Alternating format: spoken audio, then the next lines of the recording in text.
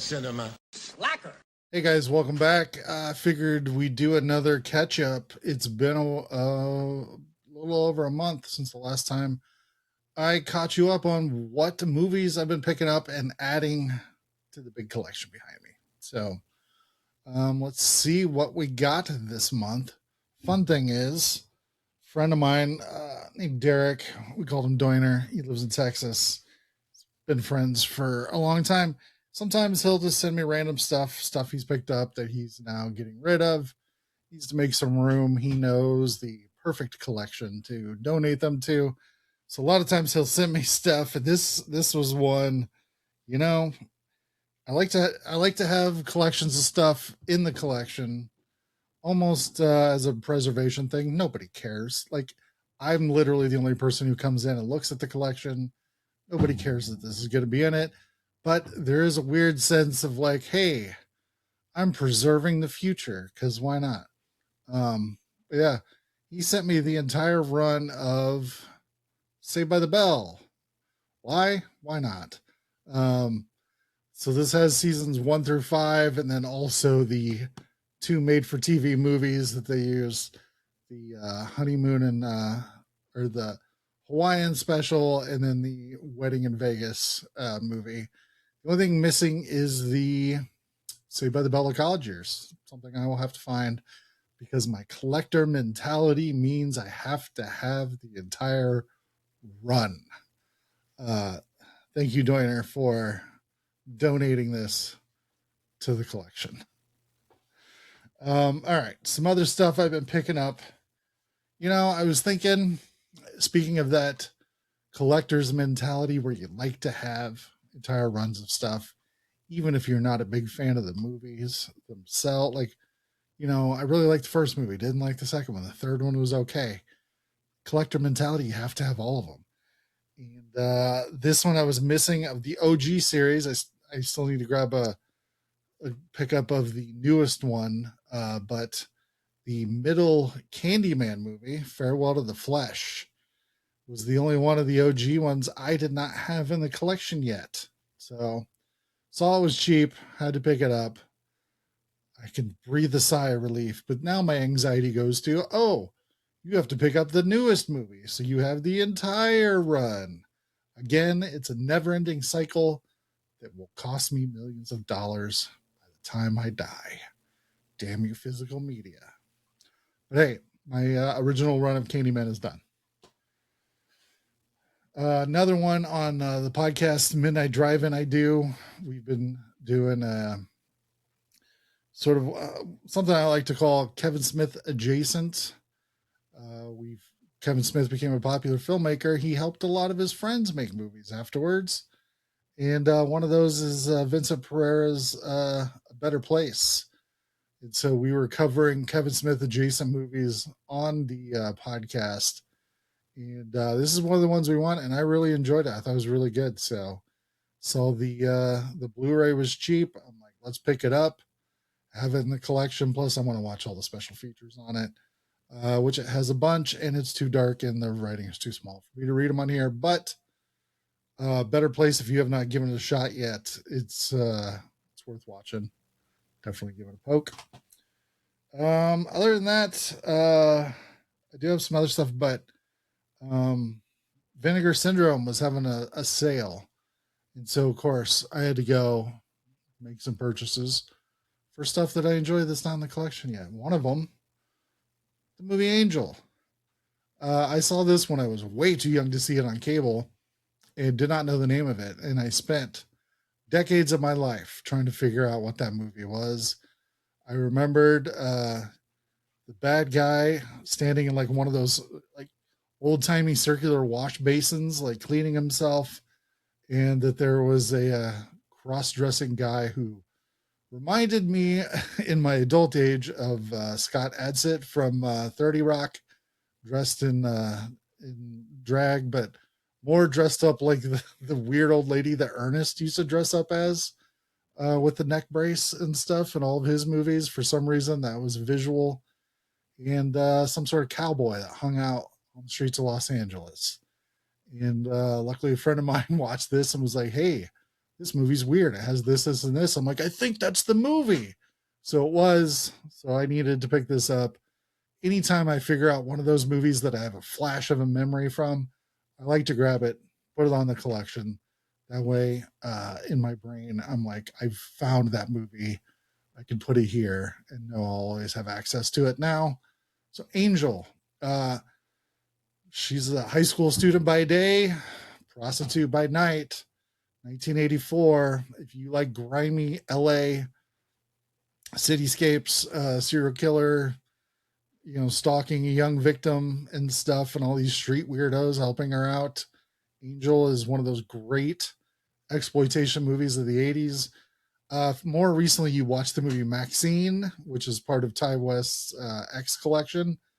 I feel like they borrowed a lot of what they were trying to achieve in that movie from Angel. So it's definitely worth a watch. So if you've not seen Angel before, pick it up, check it out. It's great. Also from Vinegar Syndrome, I picked up I think it's either late 70s or very, very early 80s movie, The Boogeyman. See the trailer before, have never actually watched the movie. Figured it's one of those, like, I should probably check this out. It's nice and cheap on Vinegar Syndrome, and I can get it in 4K. So why not? Gotta love the folks over at Vinegar Syndrome. So I'm excited to check this out. I've heard was a sequel made like later, maybe in the 90s. Gonna have to check that out too. Can't wait to watch it. Speaking of 90s, one I enjoyed and saw on cable a lot in the 90s is the movie Ticks, also available from our friends over at Vinegar Syndrome. Ticks is wonderful. It's completely ridiculous. Should not be in 4K, but it is. So Clint Howard, of course it's Clint Howard, is trying to use this new weird stuff to make his weed grow really big and fast. But when a nest of ticks falls into it and they grow huge and take over the countryside, just in enough time from the other guy from Bosom Buddies to bring a van full of troubled teens, played by Amy Dolan's Seth Green, who is our main character, whose dad feels he needs to get out in nature more. And of course, rough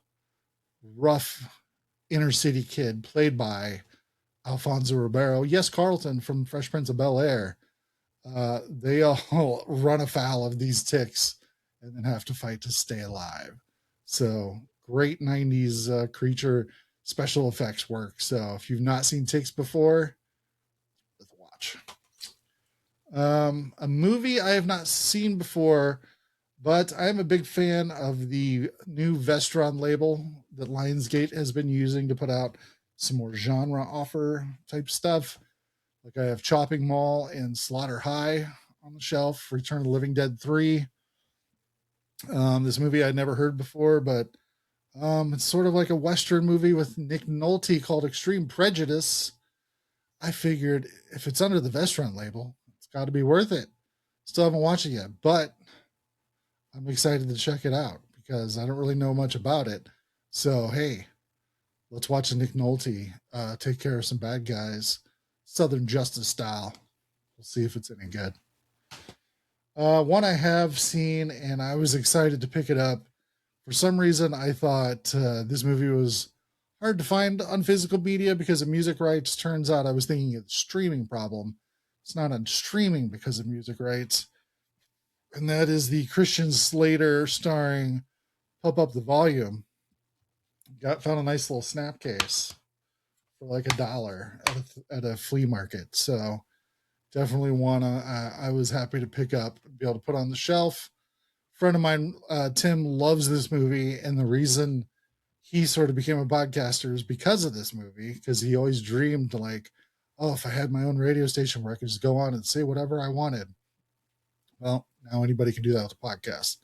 And he pushes it all the way back to this movie. So if you haven't seen it, Christian Slater, it's a lot of fun. It's really good. It's got a really good soundtrack. So definitely check that out.